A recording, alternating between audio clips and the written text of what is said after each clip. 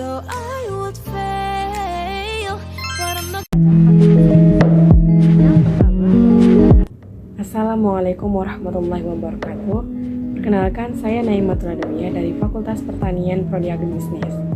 Video ini akan menjelaskan kepada teman-teman semua tentang hak asasi manusia. Pertama-tama, yaitu makna dari hak asasi.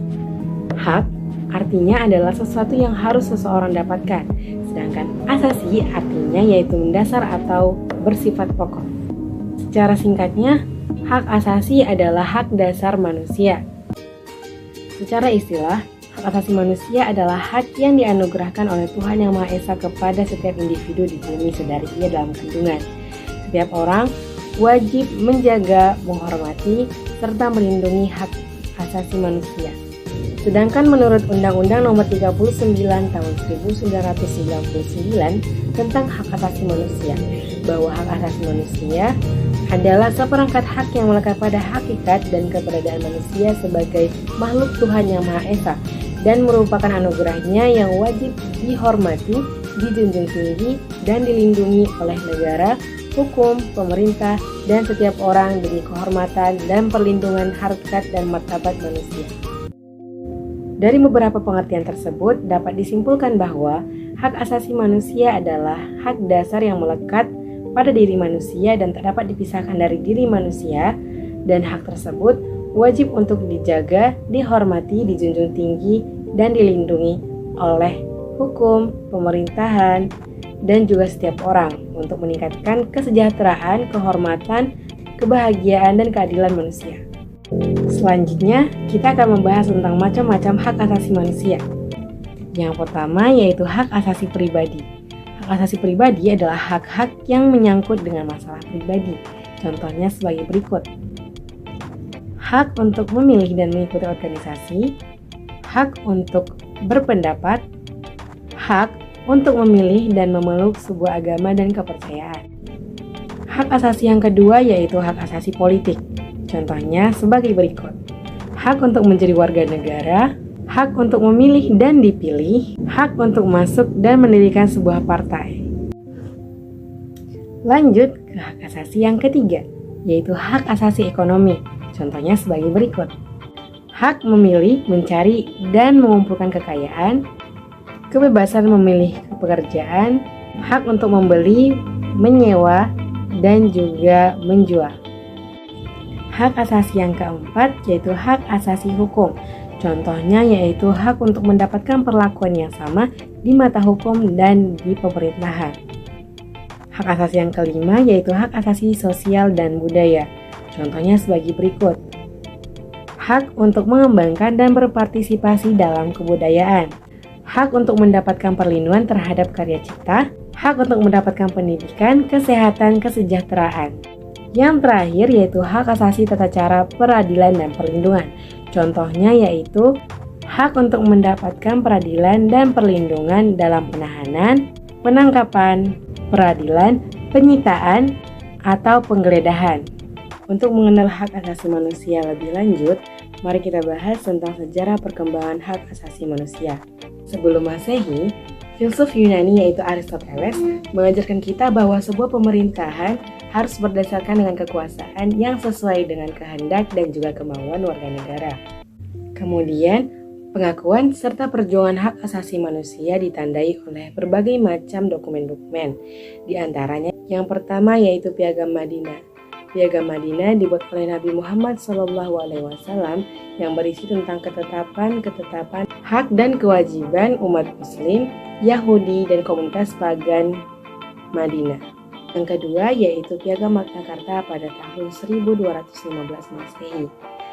Piagam ini merupakan dokumen yang mencatat tentang hak-hak yang diberikan oleh Raja John Inggris kepada bangsawan bawahannya atas tuntutan mereka sebagai batasan kekuasaan Raja John agar tidak berbuat semena-mena. Yang ketiga yaitu Bill of Rights pada tahun 1689. Lahirnya Bill of Rights ini yaitu sebagai undang-undang yang dicetuskan di Inggris pada tahun 1689. Pada saat itu mulai timbul pandangan yang intinya manusia memiliki hak yang sama di mata hukum. Pandangan tersebut memperkuat timbulnya negara hukum dan negara demokrasi, serta melahirkan asas persamaan hak kebebasan untuk mewujudkannya. Yang keempat, ada Declaration of Independence pada tahun 1776. Deklarasi ini merupakan piagam yang merisikan hak-hak asasi manusia yang mengandung pernyataan bahwa setiap bangsa diciptakan sama sederajat oleh Tuhan. Yang kelima, ada Deklarasi Prancis pada tahun 1789 Masehi. Deklarasi ini yaitu merupakan naskah yang dicetuskan pada permulaan Revolusi Prancis sebagai perlawanan atas kesewenang-wenangan rezim pada masa sebelumnya. Yang terakhir yaitu The Declaration of Human Rights pada tahun 1948 yang merupakan piagam yang berisikan 30 pasal tentang hak asasi manusia yang dicetuskan oleh PBB atau Perserikatan Bangsa-Bangsa. Secara teoritis, hak asasi manusia berasal dari sebuah teori yang bernama teori hak kodrati atau Natural Right Theory. Dalam teori tersebut disebutkan bahwa hak asasi manusia merupakan hak yang dimiliki oleh semua manusia tanpa memandang perbedaan apapun, karena manusia memiliki hak yang sama. Hak ini berfungsi untuk menjamin kelangsungan hidup serta kemerdekaan manusia. Hak ini tidak bisa diganggu-gugat dan tidak bisa diabaikan siapapun.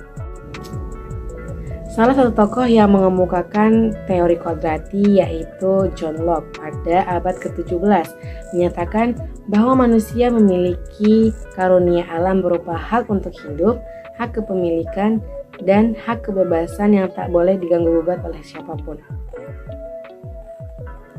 Kemudian, dua perang dunia menyebabkan terciptanya Deklarasi Universal Hak Asasi Manusia atau DUHAM pada tanggal 10 Desember 1950.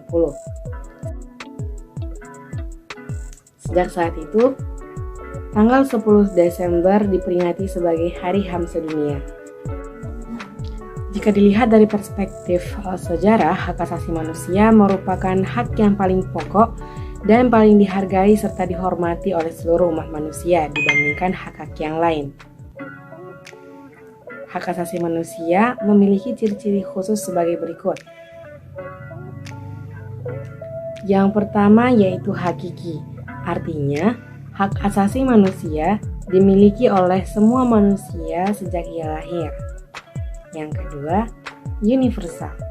Maksudnya, hak asasi manusia dimiliki oleh semua orang tanpa memandang status, gender, suku, dan perbedaan lainnya. Yang ketiga, tidak dapat dicabut. Yang keempat, tidak dapat dibagi. Untuk menjamin penegakan hak asasi manusia, di Indonesia memiliki lembaga-lembaga penegakan hak asasi manusia yang memiliki tugas dan fungsinya masing-masing, yaitu sebagai berikut. Lembaga yang pertama yaitu Komisi Nasional Hak Asasi Manusia atau disebut dengan Komnas HAM. Berdasarkan Undang-Undang Pasal 75, Undang-Undang tentang Hak Asasi Manusia menyatakan bahwa tujuan dari Komnas HAM sebagai berikut. Yang pertama yaitu mengembangkan kondisi yang kondusif bagi pelaksanaan hak asasi manusia sesuai dengan Pancasila, Undang-Undang Dasar 1945, dan Piagam PBB serta Deklarasi Universal Hak Asasi Manusia. Yang kedua yaitu meningkatkan perlindungan dan penegakan hak asasi manusia guna berkembangnya pribadi manusia Indonesia seutuhnya dan kemampuan berpartisipasi dalam berbagai bidang kehidupan. Untuk fungsi Komisi Nasional Hak Asasi Manusia tercantum pada pasal 1 Undang-Undang Nomor 39 Tahun 1999 tentang Hak Asasi Manusia, yaitu melaksanakan pengkajian, penelitian, penyuluhan, pemantauan, dan mediasi hak asasi manusia. Lembaga yang kedua yaitu Komisi Nasional Perlindungan Anak Indonesia atau KPAI. Lembaga ketiga yaitu Komisi Nasional Anti Kekerasan Terhadap Perempuan atau Komnas Perempuan. Banyak sekali kasus pelanggaran hak asasi manusia di Indonesia. Untuk lebih jelas lagi, saya akan menarik salah satu kasus yang terkenal di Indonesia, yaitu kasus pembunuhan Marsinah. Kasus pembunuhan Marsinah adalah kasus pembunuhan yang terjadi di masa Orde Baru. Marsinah merupakan buruh di PT Catur Putra Surya atau CPS, yaitu sebuah pabrik pembuat jam yang berada di Porong, Sidoarjo, Jawa Timur. Semasa hidupnya, Marsinah dikenal sebagai penyuara hak-hak kaum buruh. Perjuangan Marsinah pun terpaksa berhenti karena dia diculik, disiksa, diperkosa, hingga dibunuh pada tanggal 8 Mei 1993. Jenazah Marsinah ditemukan dengan kondisi mengenaskan di sebuah gubuk di daerah Wilangan, Nganjuk, Jawa Timur, sekitar 200 meter dari tempat ia bekerja pada 9 Mei 1993. Diduga Marsinah dibunuh karena ia mengancam untuk membocorkan kegiatan ilegal perusahaan pemalsu arloji merek terkenal. Namun, sampai sekarang tidak diketahui motif asli dari pembunuhan Marsinah tersebut. Kasus pembunuhan Marsinah ini tercatat sebagai salah satu kasus pelanggaran hak asasi manusia yang terberat yang pernah terjadi di Indonesia dan menarik perhatian dunia. Cukup sekian penjelasan tentang hak asasi manusia dari saya. Kurang dan lebihnya saya mohon maaf, kepada Allah saya mohon ampun. Wabillahi taufiq wal hidayah. Assalamualaikum warahmatullahi wabarakatuh.